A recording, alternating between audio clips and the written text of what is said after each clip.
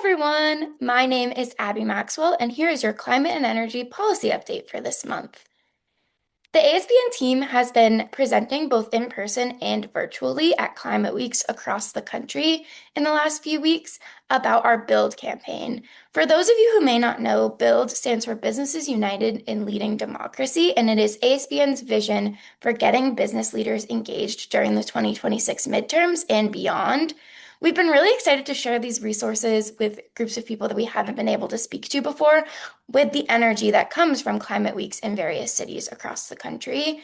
If you're looking for more information about that, you can go to our website or download the resources using the form that we have linked across our social medias and on the website. We're so proud of these resources. We've had really, really great conversations with a lot of you about what is in the toolkit, how we're engaging business leaders along our framework of security, affordability, and business opportunity. And we're so excited to keep working on that and keep building that momentum throughout this midterm election and then within the next election cycle as well. Over more specifically in climate and energy policy, we are also launching a sign-on letter this week that is businesses for affordable energy. This really nests itself nicely within the framework of security, affordability, and business opportunity. We're launching this letter with a group of partners, and it calls for reliable, affordable, and clean energy. It's open to all business leaders to sign on, and business organizations are welcome to sign on as well. So keep an eye out for that letter. Deadline is May 8th to be within the first group that gets sent to Congress. And we're so thankful for all of you who have kept up with all of the actions that we're doing, and we look forward to working with you more as the year goes on. Thank you so, so much, and have a wonderful month. Hi, everyone. My name is Liza Lamana. I'm the manager of agriculture and water policy here at the American Sustainable Business Network, and I'm here to give you an update on what has been happening in the regenerative agriculture and justice world this month. Sometime this week, the House of Representatives is expected to vote on the drafted Farm Bill. This legislation will shape the future of U.S. agriculture, from how we support soil health and conservation to how we regulate inputs and protect farmers, workers, and communities. By the time you're seeing this video, the House will have taken its vote, but the broader process and opportunities to influence its final outcome are far from over. As it's currently written, the bill raises serious concerns.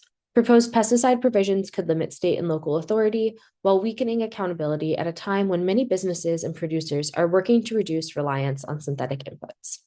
At the same time, cuts and barriers to conservation programs risk undermining the very tools that help farmers manage risk and build resilience and transition towards more regenerative systems.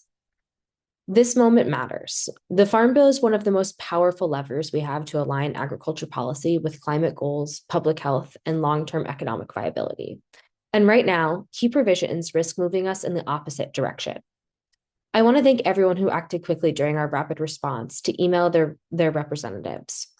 But even if you didn't, and even with the House vote behind us, there is still time to influence the Senate.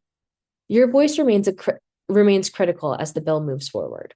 Sign on to our letter urging the Senate to support solutions that reduce dependency on volatile inputs, lower costs over time, and strengthen resilience across the food system.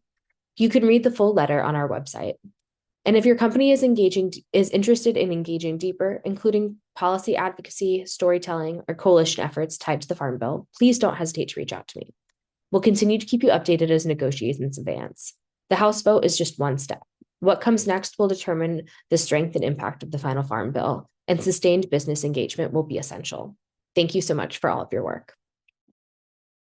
Hey, greetings. Here is our update on ASBN, Safer Chemicals and Circular Economy Working Group.